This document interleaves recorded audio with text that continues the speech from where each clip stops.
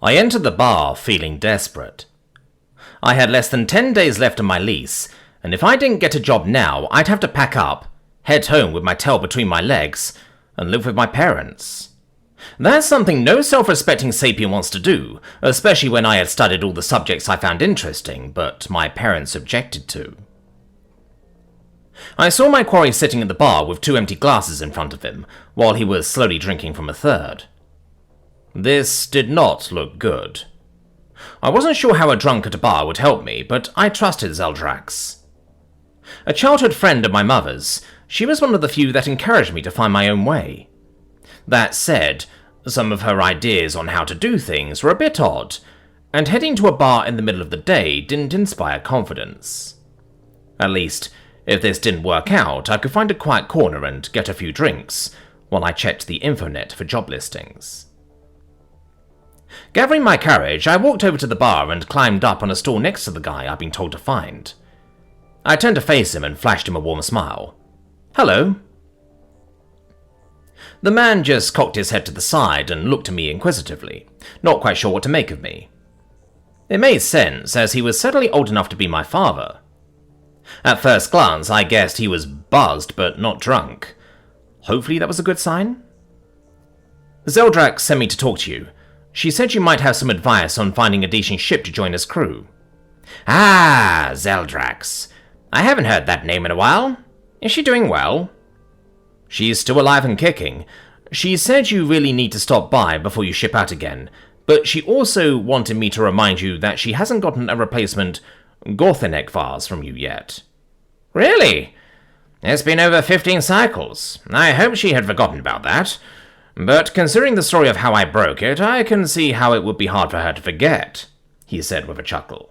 "So, tell me how I can help." "I can't find a good ship to hire me. The only vessels that are made offers are ones that are clearly not well maintained, or are run by captains with bad reputations. I knew it would be hard to get my first job, but I'm more than just a fresh face.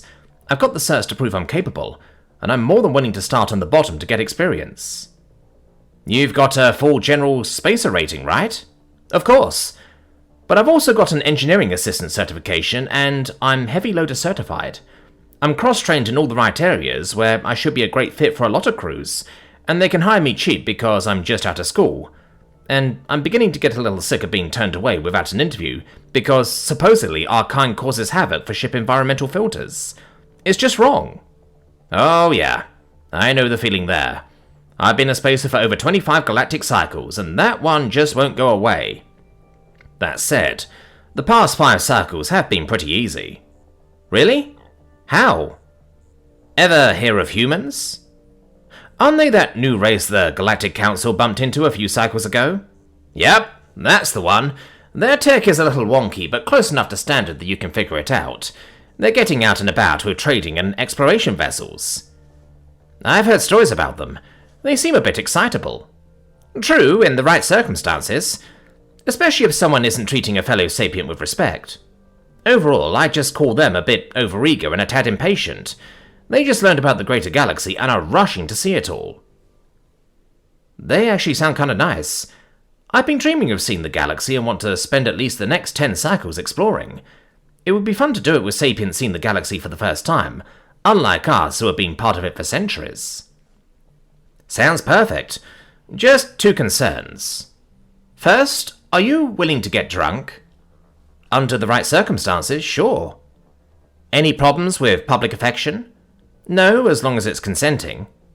"Good. Here's what you need to do.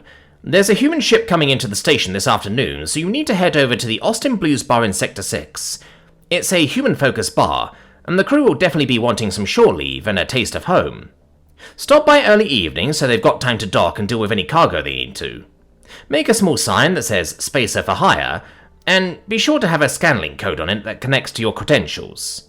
One of 2 things should happen. Either way, expect at least one human to come over and start a conversation.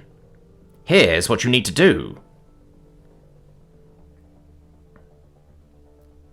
I had barely walked into the Austin Blues bar when the bartender raised and shook a tentacle in my direction.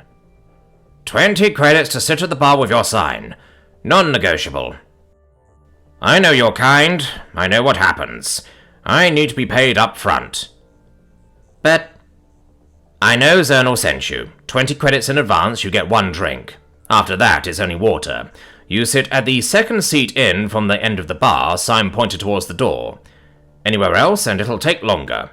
Any arguments? The price goes up to 25 credits, and I'll limit your time in the bar to 1 hour.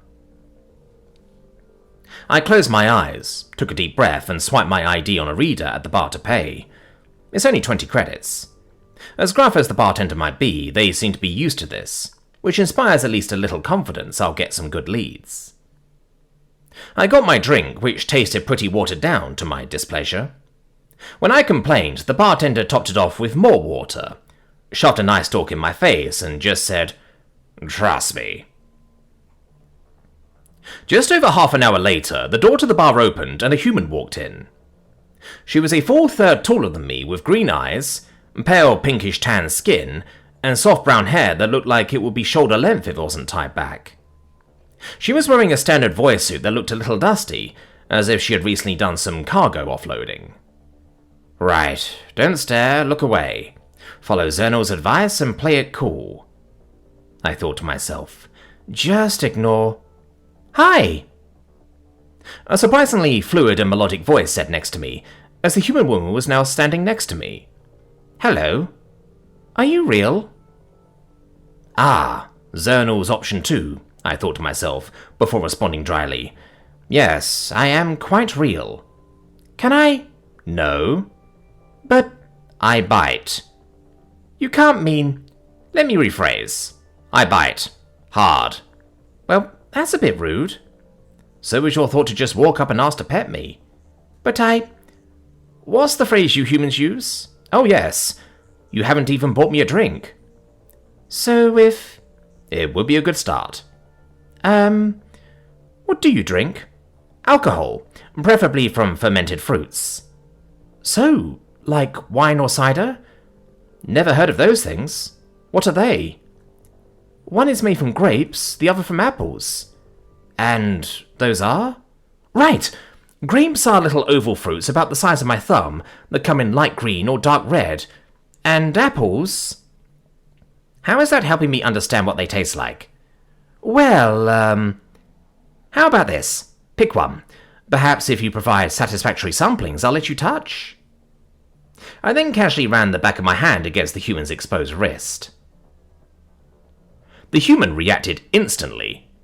Her right hand shot up into the air, and they flipped their thumb against their middle finger to create a sharp snap and get the attention of the bartender. 2 hours later, and after more than a few samples of wine, cider, perry, and shots of peach and raspberry schnapps, Susan was quietly making her way across the cargo bay to the crew section, hoping nobody would notice her. Alas, First Officer Augustus Jack chose that moment to walk out of his quarters and head towards the command deck, instantly spotting Susan with a bundle of passed-out fur in her arms. What the hell, Susan? You know the rules. No adopting anything fuzzy without asking the captain first. Hi, Augie, and I know the rules, but... You better have a damn good explanation. I found it all alone in a bar. That's not helping. But please, can we keep it? Susan blinked her eyes at Augie, hopefully. Augie took a step closer at the fluff, curled up in Susan's arms, and made a startling realization. Susan, that's a sapient being, not a dog or cat you can adopt. Are you trying to get the station authorities to arrest us for kidnapping? Do you even know if it's a boy or girl? No?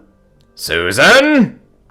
Augie growled as loudly as possible, but still trying to keep quiet enough to not wake the cute bundle of fur in her arms. They're for hire, see? They even have a sign with a scan link to their credentials and everything. Ugh, fine. But you're keeping an eye on them, and if they cost anything above standard rates, it comes out of your pay. Oh, come on. Can't you give me a crew morale discount? No. And a question. Is that fur as soft as it looks? Susan shot Augie the smuggest look she could muster. Softer. Enough to make kittens jealous. And they like scritches.